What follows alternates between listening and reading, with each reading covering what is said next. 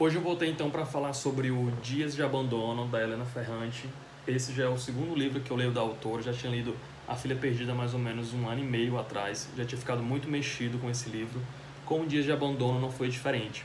Eu tive uma relação um pouco estranha com esse livro porque de início eu não gostei tanto da história. Na verdade não foi nem da história em si que eu fiquei com um certo incômodo, foi com a própria personagem. Ela me irritava tanto no início, no começo da história, com o que ela fazia com ela própria, com o que ela fazia com os filhos, que isso acabou meio que deturpando um pouco a minha visão com relação ao que tem aqui dentro. Mas a partir do momento em que ela muda um pouquinho a maneira como que ela lida com a vida dela e com os problemas dela, lá pelo final do segundo terço do livro, eu comecei a perceber de uma outra forma a própria personagem e a história como um todo também. Esse é um livro que, se você parar para pensar e for analisar, ele não há um algoz, não há um carrasco. Aqui todos são vítimas, né? Desde a própria protagonista, assim como o marido, assim como os filhos e os outros personagens que compõem essa história.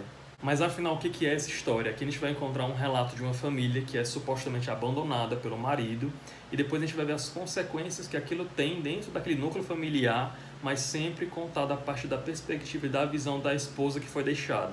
E esse é o típico relacionamento onde a mulher se entrega e se dedica completamente à família e ao casamento. Então, a partir do momento em que ela perde o marido, que ela perde essa condição, né, de esposa, ela se vê completamente desamparada e desintegrada. Então ela se desfaz completamente, ela passa a viver meio que anestesiada para tudo que está ao redor dela, para os vizinhos, para os filhos, para as tarefas do dia a dia, para ela própria e para tudo que está no entorno dela. A gente passa então a perceber que a rotina da Olga, essa protagonista, ela muda completamente, ela deixa de se cuidar, ela esquece de tomar banho, não arruma mais a casa, ela para de prestar atenção no que acontece com os filhos, ela muda a maneira como que ela reage, se relaciona com o vizinho, com o porteiro, com as pessoas da rotina dela. Então ela deixa de viver uma vida ativamente e passa a ser uma mera espectadora do que acontece no dia a dia dela, de maneira muito inerte, murcha e apática. E era justamente isso que mais me irritava e me incomodava na personagem da Olga, o quanto que ela deixava e se permitia cada vez mais se afundar nesse lugar nenhum que era a vida dela. E como ela deixava também que isso respingasse nas pessoas que estavam no entorno, como os próprios filhos, como o animal que ela cuidava, como o próprio vizinho que estava sempre ali ao lado dela. Só foi então ao final da segunda parte, quando a Olga começa a ter alguns insights, ela começa a alterar um pouquinho e agir de maneira mais ativa em cima do que acontece com ela, que eu comecei a ter um pouco de empatia por ela.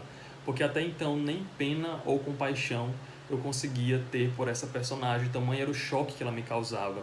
Isso foi um pouco mais agressivo e um pouco mais preocupante para mim, porque isso acontece com muitas pessoas ao nosso redor. Então, quantas Olgas a gente não tem perdidas literalmente no nosso entorno e a gente nem percebe todos os dias.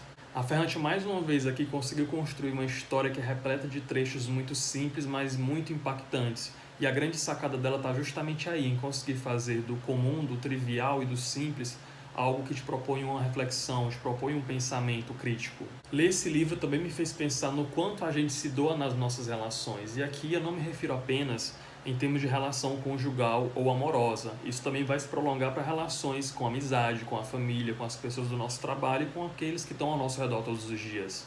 E aí que vem a grande questão, o quanto que a gente se doa, o quanto que a gente se entrega e o quanto que a gente recebe de retorno nesse investimento afetivo que é feito.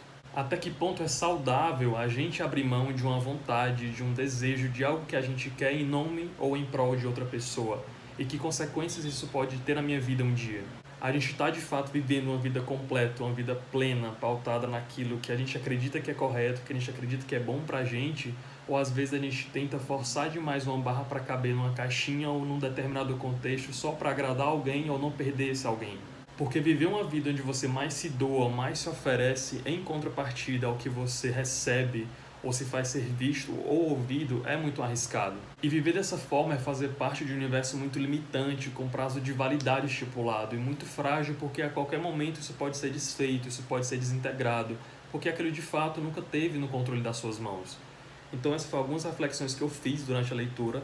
A Ferrante ela tem o poder de fazer a gente pensar acerca disso dentro das histórias que ela constrói, muito embora elas sejam todas muito pequenas, muito sucintas e objetivas, mas isso já é um trunfo da autora. Então fica aí a dica de Dias de Abandono, da Helena Ferrante. Se você gostou do vídeo, não esquece de dar uma avaliada. Me segue nas redes sociais que estão lá embaixo no box da descrição.